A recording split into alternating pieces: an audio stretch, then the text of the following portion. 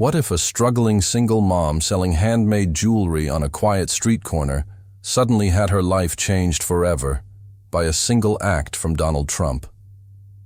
The oppressive summer heat pressed down on the cracked sidewalk as Sarah Martinez wiped sweat from her brow with the back of her trembling hand. Her makeshift jewelry stand, a rickety folding table salvaged from a neighbor's trash, wobbled dangerously every time the subway rumbled beneath the pavement. The handcrafted with love sign she'd painted during one of Mia's asthma treatments was already fading in the relentless sun, the blue acrylic running slightly from yesterday's unexpected downpour. Each hand-strung bead necklace and carefully wired bracelet represented hours stolen from sleep, moments when she should have been resting between her double shifts at the diner and the overnight cleaning job.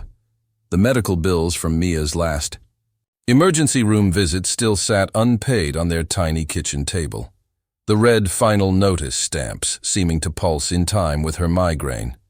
As another well-dressed businesswoman walked past without so much as a glance, Sarah's vision blurred with unshed tears until the sudden screech of tires made her jump. A stretch limousine so black it seemed to absorb the sunlight idled at the curb, its tinted window rolling down to reveal the most recognizable face in America. Donald Trump's piercing gaze locked onto her display with an intensity that made her pulse race, his gold cufflinks glinting as he reached for her most intricate piece, the silver vine cuff she'd modeled after the resilient plants that grew through the cracks in her apartment's walls. The stale smell of microwave noodles and damp drywall hung in the air as Sarah paced the 300-square-foot studio she and Mia called home, Trump's embossed business card burning a hole in her pocket. 3 days had passed since the encounter, and the viral video had already amassed 8 million views. Her ancient flip phone had been vibrating non-stop. Reporters from Good Morning America, producers from The View, even a call from Oprah's team.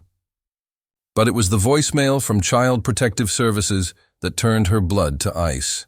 An anonymous tip claimed she was exploiting Mia by selling jewelry on the street. Sarah's knees gave out as she slid down the peeling wallpaper, the reality crashing over her. One more strike, and they could take Mia away. The knock at the door came just as she reached for the half-empty bottle of sleeping pills. A sharply dressed woman with a Hermes briefcase introduced herself as Vanessa from the Trump Organization. Within hours, Sarah found herself whisked past the gilded elevators of Trump Tower into a conference room, where a team of lawyers were already drafting cease and desist letters to CPS. Trump himself appeared via video feed from Mar-a-Lago, his image crisp on the 80-inch screen as he outlined his plan. "We're not just saving your business, Sarah. We're going to make you the face of American resilience." The contract placed before her promised 6 figures up front. But the real shock came in Clause 12, full custody legal support and an apartment in Trump Place with a view of the Statue of Liberty. The blue checkmark appeared next to R. Martinez designs overnight, catapulting Sarah from 47 followers to 147,000 before breakfast. But with virality came venom. The morning shows painted her as either a saintly single mom or Trump's latest puppet, with no in-between. Twitter detectives claimed to have found proof she'd been planted there, citing an obscure 2014 photo where a woman who vaguely resembled Sarah appeared in the background of a Trump rally. The jewelry forums erupted when a self-proclaimed metalsmith exposed her vine cuff design as stolen, though the accuser's own Etsy shop showed nearly identical pieces dated months after Sarah's first sales. The breaking point came when Mia's school called about paparazzi camping at the playground.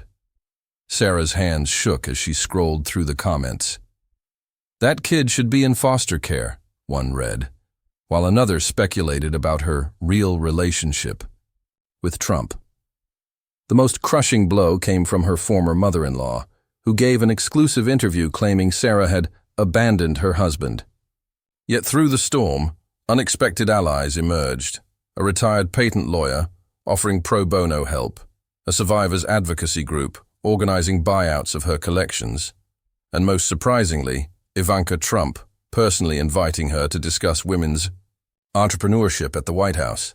The QVC studio lights burned hotter than Sarah had imagined as she stood backstage clutching her Survivor collection samples.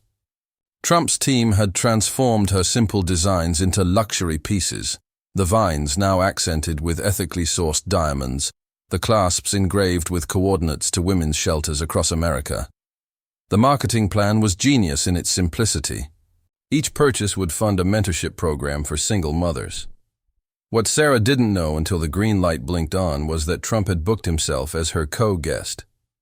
As the host gushed about her authentic American story, Trump dropped the bombshell live on air.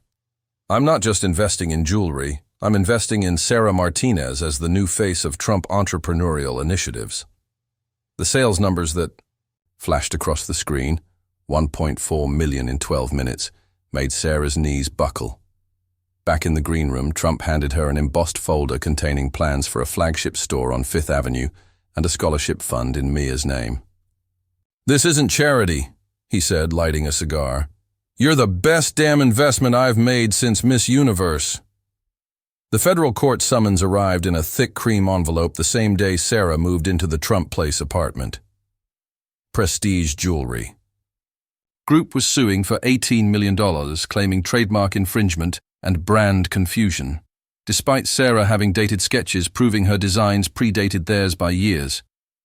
The media circus reached fever pitch when leaked documents revealed PJG's CEO had donated millions to anti-Trump super PACs. Suddenly, her courtroom battle became a political proxy war, with cable news channels running countdown clocks to the trial. The night before depositions, Sarah discovered the security footage from her old apartment building mysteriously vanished, the key evidence proving when she'd first created the designs. As she sat sobbing in her new walk-in closet, filled with samples she couldn't bear to look at, Trump's private line rang. "Meet me at the plaza in 1 hour," he commanded. What happened in that oak-paneled suite would become the stuff of business legend, a masterclass in turning defense into offense that left PJG's lawyers stammering and the judge raising an impressed eyebrow. By sunset, Sarah wasn't just keeping her designs. She'd been offered a merger deal that would make her the youngest female CEO in luxury goods history. What would you do in Sarah's shoes? Now we turn to you, our readers, because Sarah's story raises questions that cut to the heart of the American experience. When opportunity comes wrapped in controversy, do you take the money and run? When your child's safety hangs in the balance, how far is too far to protect them? And when the system that failed you suddenly wants to put you on a pedestal, do you forgive or fight? Share your thoughts in the comments below. Would you have accepted Trump's help knowing the scrutiny it would bring? Could you withstand the tidal wave of public opinion when your private struggles become headline news? And most importantly, what price would you pay to turn your survival into a legacy? Don't forget to subscribe for our explosive follow-up, The Unseen Tapes. What really happened in Trump's war room? Your voice matters in this conversation about power, privilege, and the true cost of the American dream.